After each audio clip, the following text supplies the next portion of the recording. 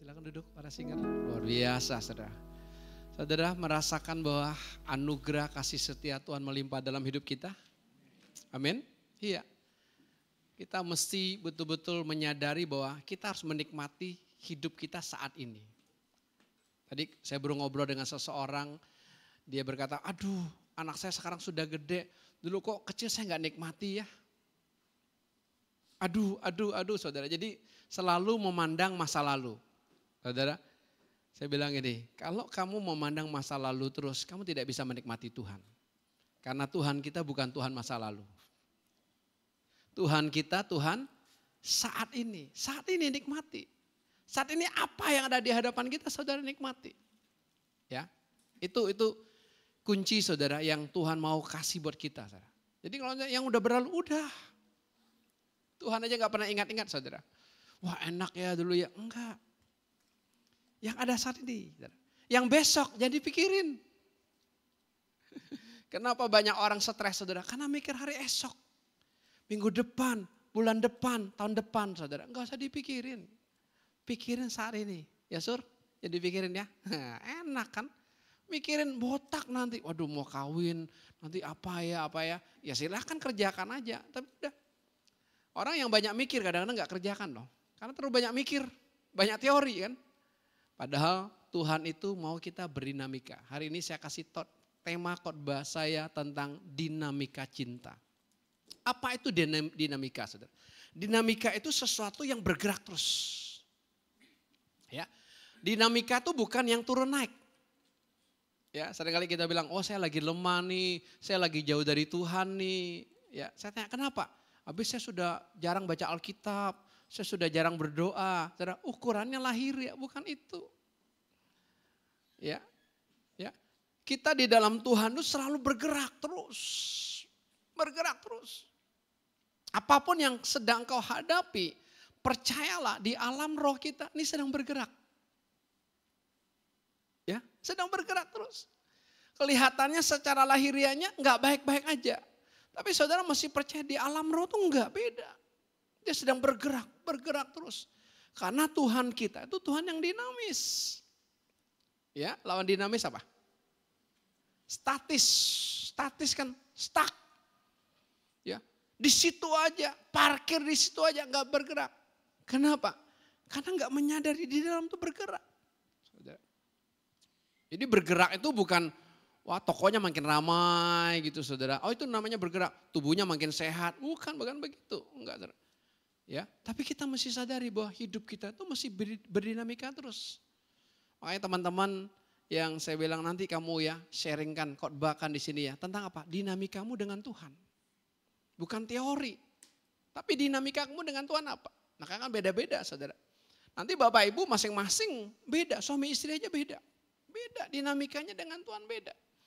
Istri saya baru aja cerita, loh kok sekarang apa dia sempat beberapa waktu itu di sininya duk kadang-kadang sesaat gitu ya. Tiba-tiba hilang, bukan jantung sih.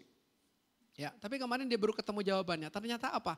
Karena kecemasan ternyata. Karena dia cemas, itu jantungnya bisa ya. Tapi dia bilang kok hilang ya sekarang ya? Iya. Saya bilang jangan dipikirin. Kalau saudara pikirin nggak bisa. Pikiran kita ini jahat loh saudara. Betul gak? Hari Jumat kemarin ketika kita bersekutu ada seseorang bilang begini. Kalau lagi sehat pikirannya banyak banget ya. Ini dipikirin. Ya.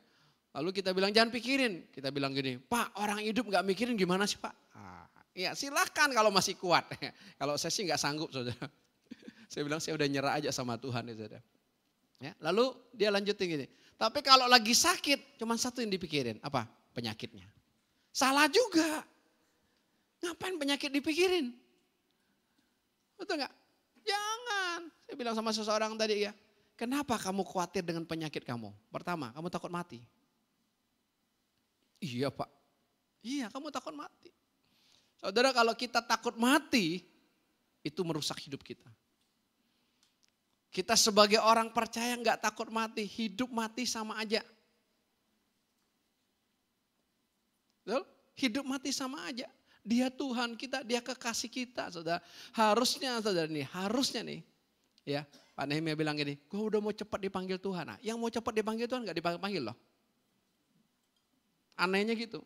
Tapi yang mau lama-lama cepat dipanggil lagi. Saudara. Kan bilang gitu kan, barang siapa yang mempertahankan nyawanya, dia kehilangan.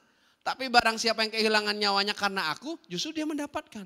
Hukum Tuhan tuh begitu. Dia bilang, ngapain takut mati? Ketemu sama kekasih kok takut mati? Kalau kita takut mati, tandanya kita nggak percaya. Betul nggak?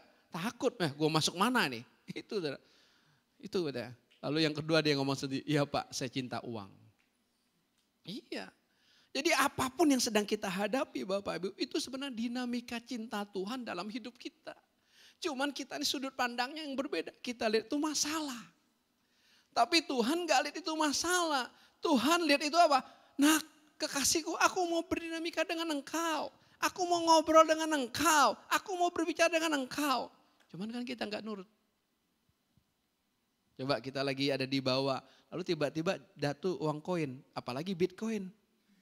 Look. Saudara ambil gak? Ambil gak Madeline? Tahu gak satu Bitcoin berapa? 1,5 M. Bitcoin ya. Look, pasti ambil kan?